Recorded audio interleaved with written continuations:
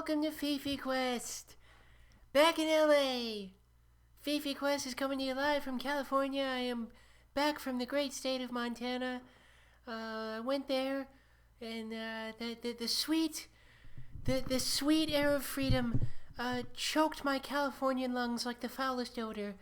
And I returned to the People's Republic of California, where Comrade Newsom could weld a mask on my face in a kinky democratic sex game to appease his Chinese daddies. So yeah, no more Montana for me. I'm back. Yeah. Just goofing around right on top, right off the gate.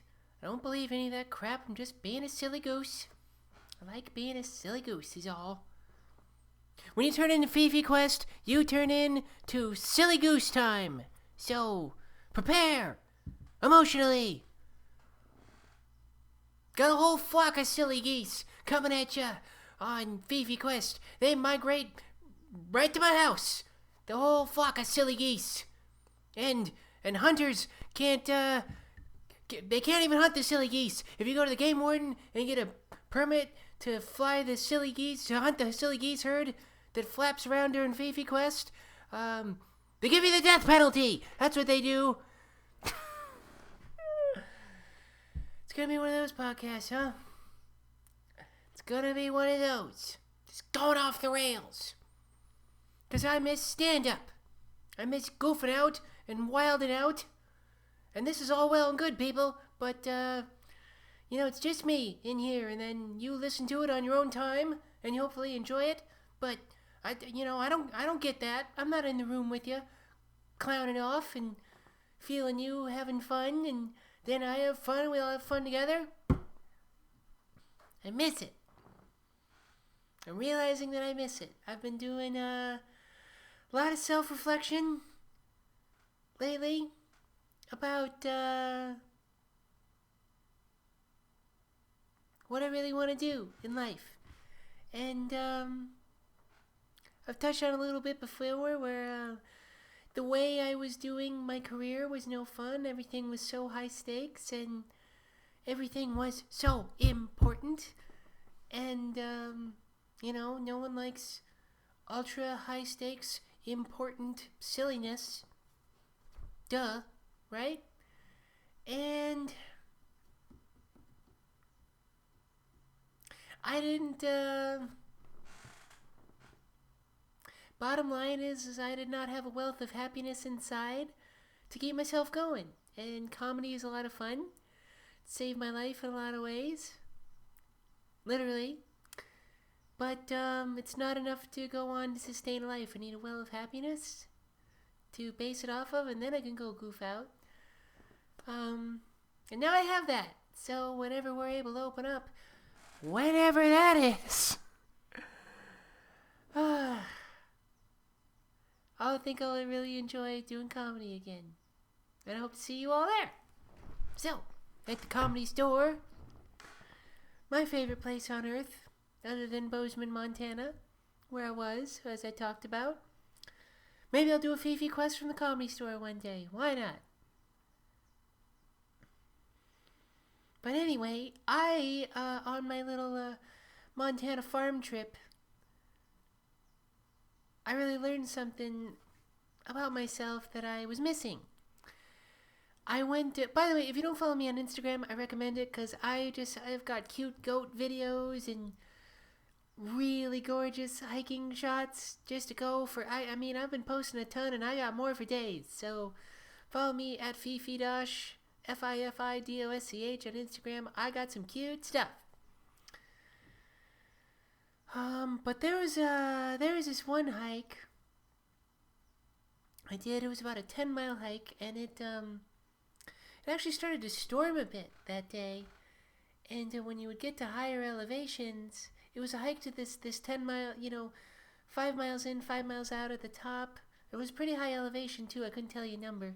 There's this gorgeous lake up at the top, and it got pretty windy and hairy as I was going up there. And I do hikes that long before, but guys, I just had so much energy when I was doing this hike, I was just crushing it. I wasn't running up, but I was just bounding up it.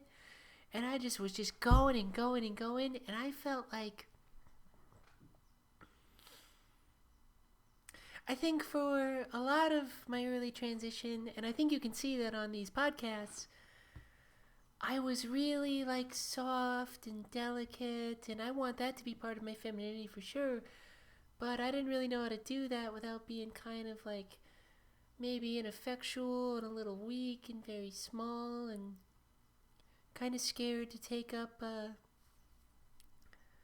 too much space. And I didn't really know how to be delicate without being fragile, but like doing this hike, you guys, I felt like a mama mountain lion, like I felt ferocious, and I felt like I was kicking ass, but I felt like such a woman too. And I was like, that's something I've been missing and I needed, and now I have it and I know how to get it. And because you know what, like right before I started transitioning, when I was performing, I had this thing when I was on stage doing comedy where I just didn't give a fuck, and I was just rocking, and I was like, I want to be like a rock star up there, and I want to just rock out and go crazy and really just point to the fences and just go nuts and just own it and just be a huge presence. And I didn't really know how to be a woman and do that, and now I feel like I do, which is awesome. Yeah, I just wanted to eat I just wanted to eat an antelope face. When I was doing that, just tear it off and then feed it to my cubs. I had such a good time doing that, you guys. And, yeah,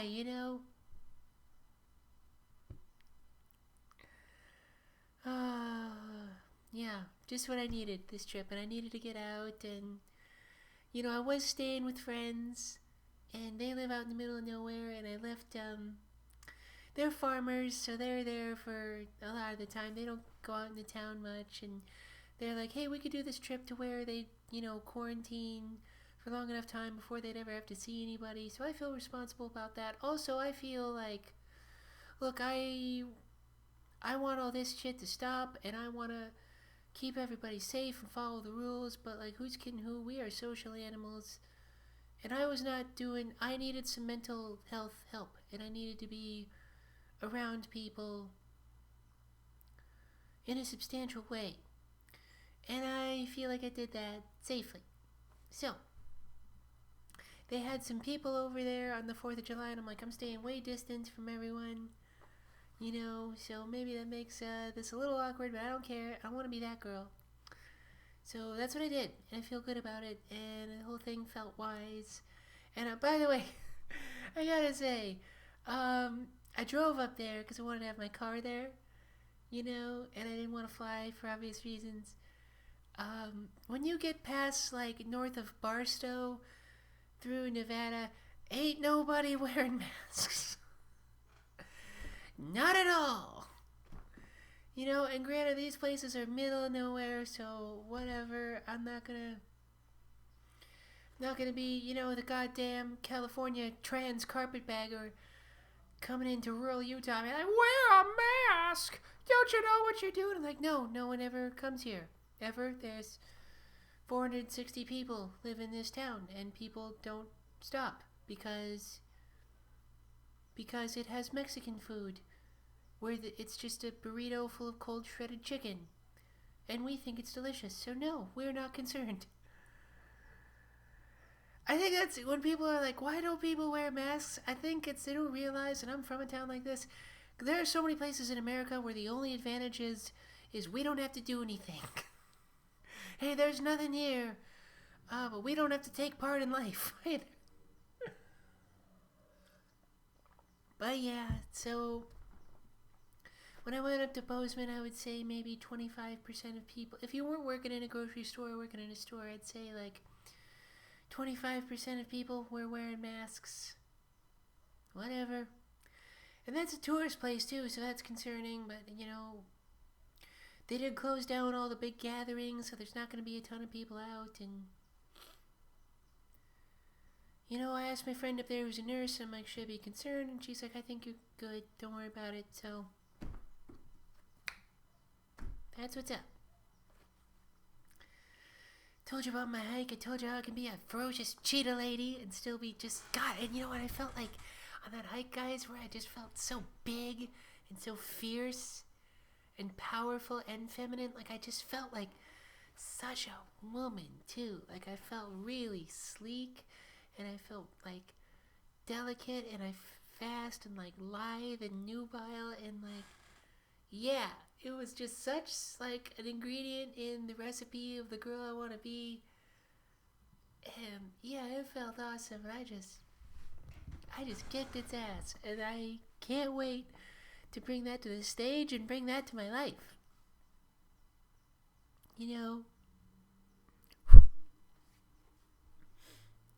Sometimes I think, sometimes I wonder if I would have even bothered improving my life if it weren't for stand-up comedy. Meaning, performing stand-up, it's so, such a hyper-real situation. It's like I'm myself times 1.5. It's not really who I am. It's an exaggerated version, but it's an amplified version. And if I didn't have a place where I could live that way, I don't know if I would have ever. And I kind of would go beyond the bounds of my normal personality a little bit, and in going beyond it, I found stuff in that area, metaphysically speaking, that I wanted to take back with me. And one of those things was transitioning, and I don't know if I would have ever came to that or had a way to get those things that were sort of beyond the realm of my current experience if I weren't performing. So I'm really grateful to stand up for that. And I can't wait to see what else it shows me. And you know what? Look, bottom line is I can say I'm genuinely happy now. So everything is just so much more low stakes. So I anticipate caring about my career a lot less in the best way. And it's just going to be fun and prosperous when I come back, and yeah. So,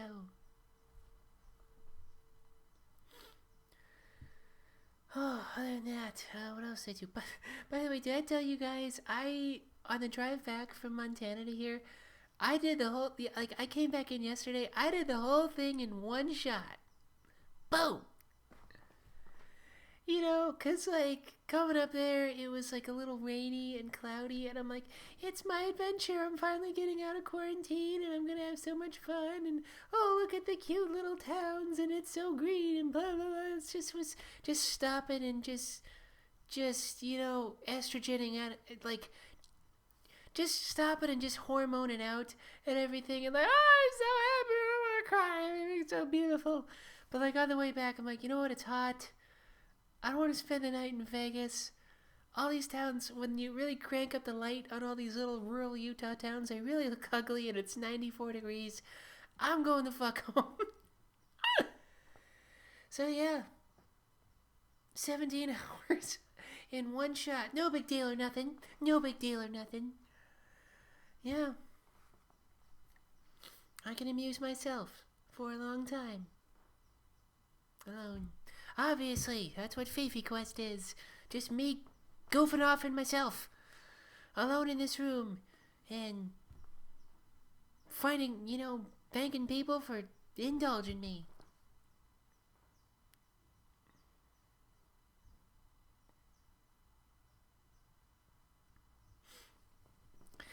I will share, one thing that was a little weird.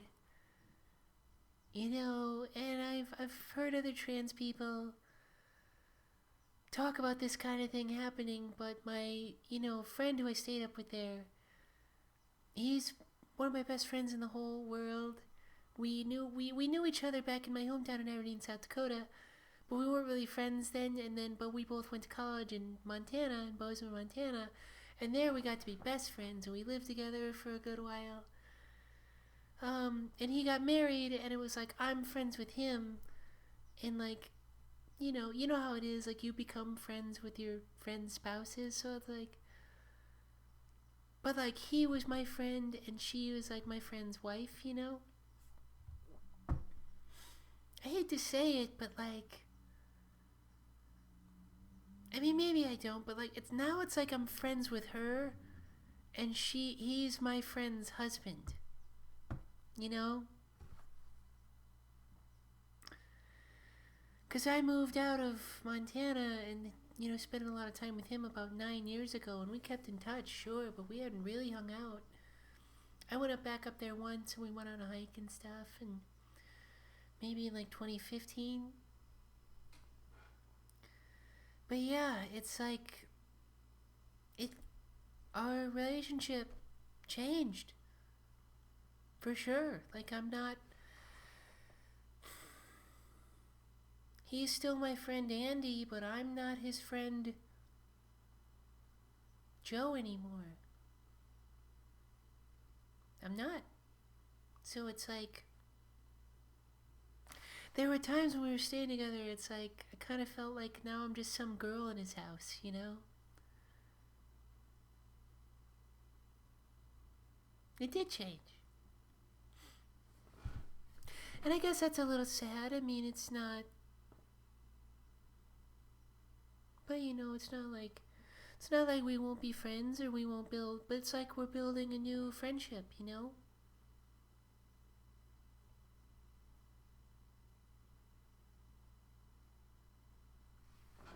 But yeah, there were some times there where it was like, are we even friends anymore? Because we built a relationship on some stuff in common, and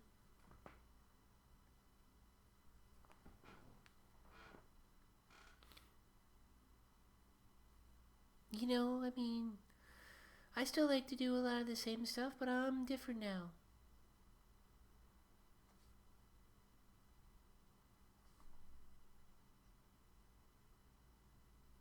In a weird way, it's like getting sober, you know, where you lose some friends who you knew because you drank or used together, and you know, I'm sorry, now I'm like cured of the disease of masculinity.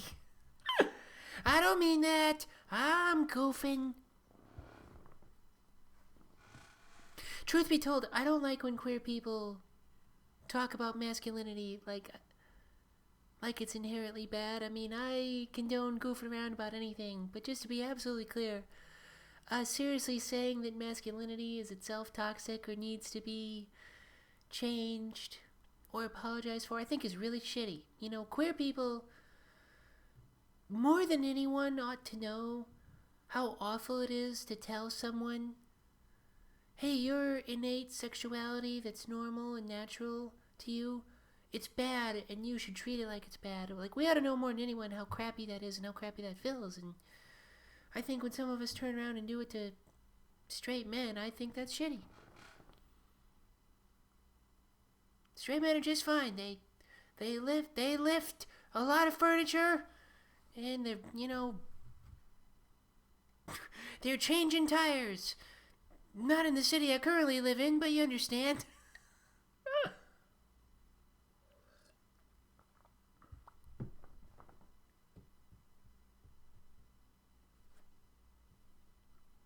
Hey, that's another weird thing too that I wanted to talk about is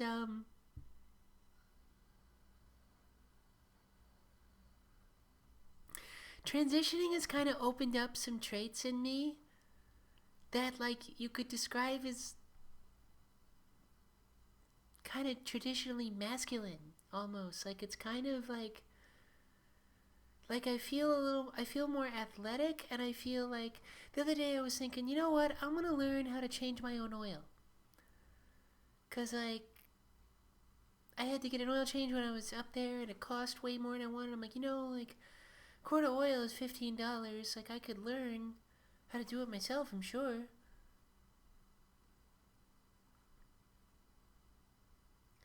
It's kind of like I was saying when I was performing, like I would be like myself times 1.5. So I would go beyond the bounds of my regular personality. When I was there, I would see stuff that I wanted to bring back into my regular personality.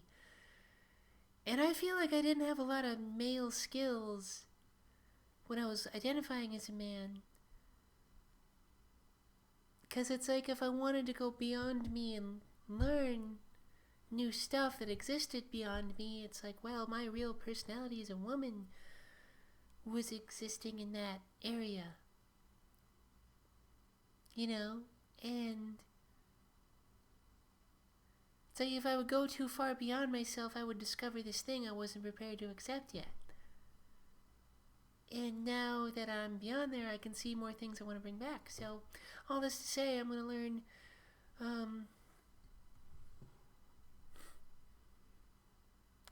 to change my own oil. I feel like this is sounding really sexist, and I don't mean it to.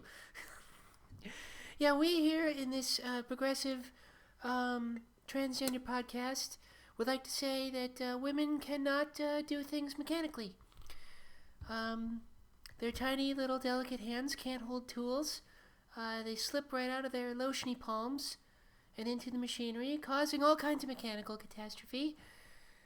And, fixing stuff involves a lot of, math. So, right there.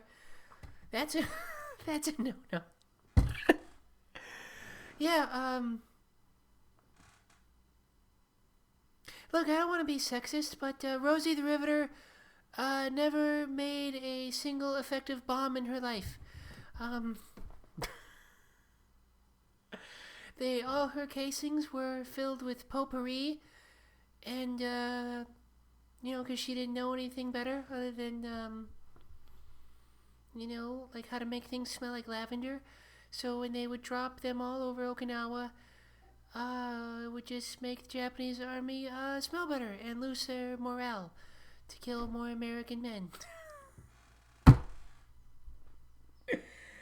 Once again, I'm fucking around.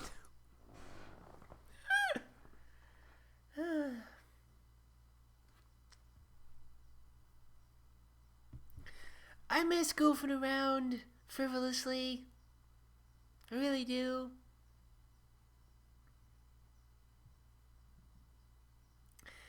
I miss doing that in stand-up because it's like, not that I don't have creative outlets now, but it's like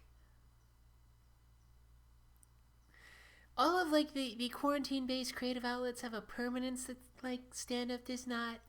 In stand-up you can get up there at 1 a.m. and just say something fucking ridiculous, and given like the drunk tenor of the room or the silliness that's going on, like everyone knows, like, okay, maybe I wouldn't say this at 8 p.m., but like everyone knows that we're fucking around and being silly right now.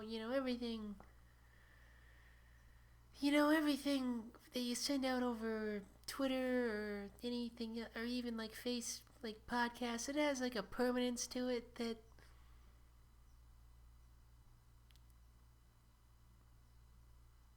that stand-up does not have sometimes, and that's fine.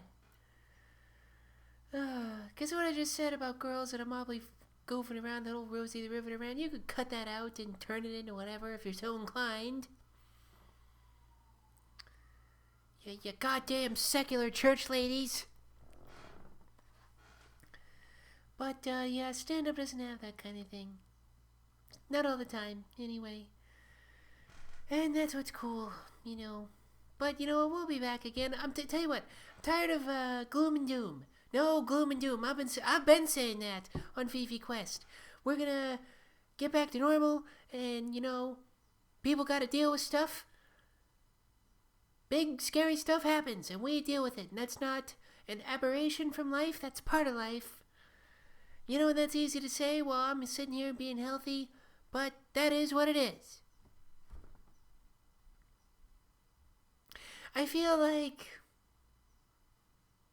Sometimes I feel like being like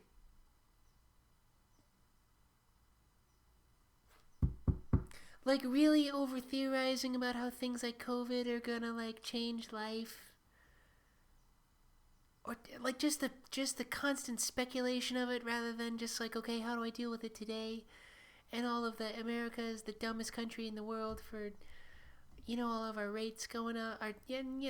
Who's kidding who? There's some dumb bullshit going out there. I'm not apologizing for any of these. I won't wear a mask, people, by any means. But sometimes I feel like all the gloom and doom and the speculation and the condemnation, I feel like it's a very, sometimes I feel like it's a very sneaky way to be an American exceptionalist. You know, sometimes I feel like people either think like America is the greatest country in the world or we're the dumbest country in the world, but all Americans think we're the most. You know what I mean? Like who says we should be smart? You know, or that we should be able to handle everything. I feel like, or that we should all just know what to do, or we should live in a country, or that it's weird that we live in a country with stupid people, or that people can be stupid and irresponsible. Like, yeah, like human beings make mistakes and we're dumb, and, you know, we get dumb ideas, and we're selfish sometimes, and I think sometimes the idea that I think that we shouldn't be that is just, it's kind of an obtuse way of being like, we're number one, you know? But you know what? What do I know? I'm just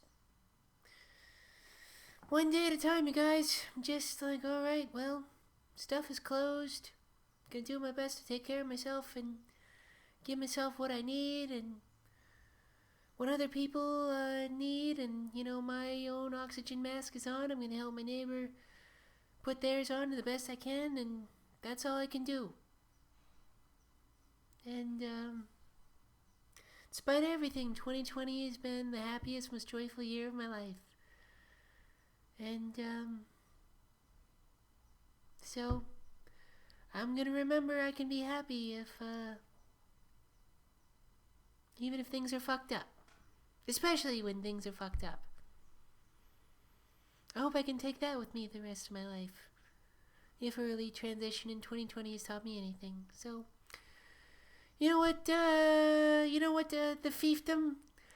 I think that's about enough for today. I think that's a good episode, and I love you guys. I really appreciate you all listening. I'm grateful for you. And you guys who send me messages and say that you like the show, you mean a lot to me. And I'm glad you dig it. And I appreciate you all listening. As always, if you want to send me an email at fifiquestpodcast@gmail.com, that's FIFIQUEST podcast@gmail.com. I will read your email and I will say it online.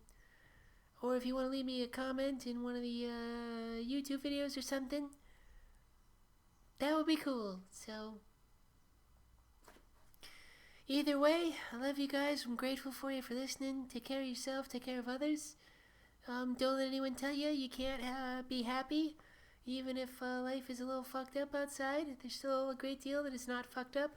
What I say to myself is, when I catch myself thinking negatively, I focus on the 95% positive in the world because Goddess is with me.